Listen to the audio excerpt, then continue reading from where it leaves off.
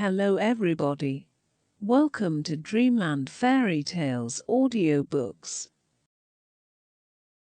The story we are about to read is about one of the stories in the book Just So Stories by Rudyard Kipling. The story is called How the Camel Got His Hump. Just So Stories for Little Children is a 1902 collection of origin stories by the British author Rudyard Kipling. Considered a classic of children's literature, the book is among Kipling's best-known works. The stories are origin stories and fantastic accounts of how various features of animals came to be.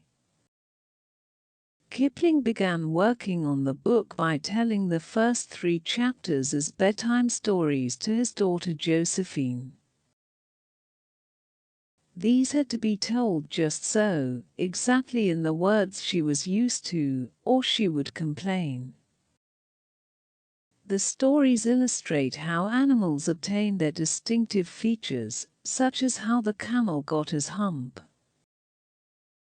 For the book, Kipling illustrated the stories himself. Rudyard Kipling's Just So stories offer young readers the opportunity to identify literary devices like anthropomorphism and explore the characteristics of what makes a tall tale somewhat believable. Let us begin the story.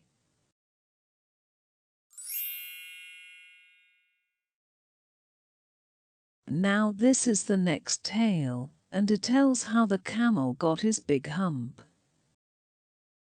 In the beginning of years, when the world was so new and all, and the animals were just beginning to work for man, there was a camel, and he lived in the middle of a howling desert, because he did not want to work, and besides, he was a howler himself.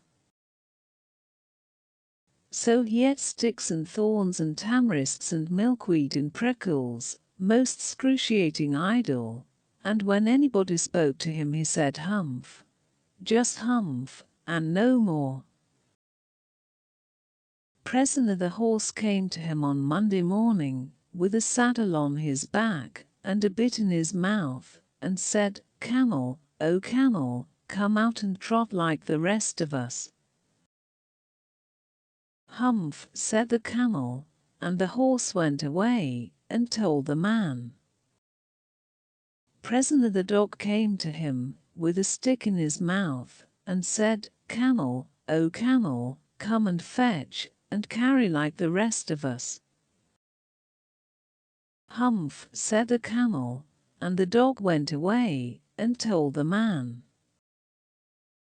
Presently the ox came to him, with a yoke on his neck, and said, "Camel, oh camel, come and plough like the rest of us." "Humph," said the camel, and the ox went away, and told the man.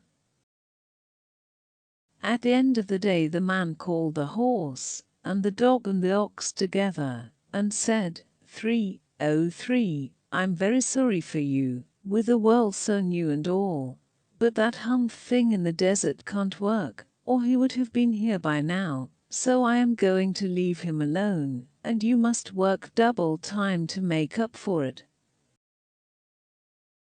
That made the 3 very angry, with the world so new and all, and they held a palaver, and an indaba, and a panchayat, and a powwow on the edge of the desert, and the camel came chewing on milkweed most excruciating idle, and laughed at them. Then he said humph, and went away again. Presently there came along the Jinn in charge of all deserts, rolling in a cloud of dust. Jinns always travel that way because it is magic, and he stopped to palaver and pow-pow with the 3. "Jinn of all deserts," said the horse, "is it right for anyone to be idle, with the world so new and all?" "Certainly not," said the Jinn. "Well," said the horse, "there's a thing in the middle of your howling desert, and he's a howler himself, with a long neck and long legs, and he hasn't done a stroke of work since Monday morning. He won't trot. Whew, said the gin, whistling, that's my camel, for all the gold in Arabia. What does he say about it? He says humph, said the dog, and he won't fetch and carry. Does he say anything else? Only humph, and he won't plough, said the ox. Very good, said the gin. I'll humph him, if you will kindly wait a minute. The gin rolled himself up in his dust cloak, and took a bearing across the desert, and found the camel most excruciatingly idle, looking at his own reflection in a pool of water. My long and bubbling friend, said the gin, what does I hear of your doing no work, with the world so new and all? Humph, said the camel. The gin sat down, with his chin in his hand, and began to think a great magic, while the camel looked at his own reflection in the pool of water. You've given the 3 extra work ever since Monday morning, all on account of your excruciating idleness, said the gin, and he went on thinking magics, with his chin in his hand. Humph, said the camel. I shouldn't say that again. If I were you, said the gin, you might say it once too often. Bubbles, I want you to work. And the camel said humph, again, but no sooner had he said it than he saw his back, that he was so proud of, puffing up into a great big lolloping humph. Do you see that, said the gin? That's your very own humph, that you've brought upon your very own self by not working. Today is Thursday, and you've done no work since Monday, when the work began. Now you are going to work. How can I, said the camel, with this humph on my back? That's made a purpose, said the gin, all because you missed those 3 days. You will be able to work now for 3 days without eating, because you can live on your humph, and don't you ever say I never did anything for you. Come out of the desert, and go to the 3, and behave. Humph yourself. And the camel humphed himself, humph and all, and went away to join the 3. And from that day to this the camel always wears a humph. We call it hump now, not to hurt his feelings, but he has never yet caught up with the 3 days that he missed at the beginning of the world, and he has never yet learned how to behave.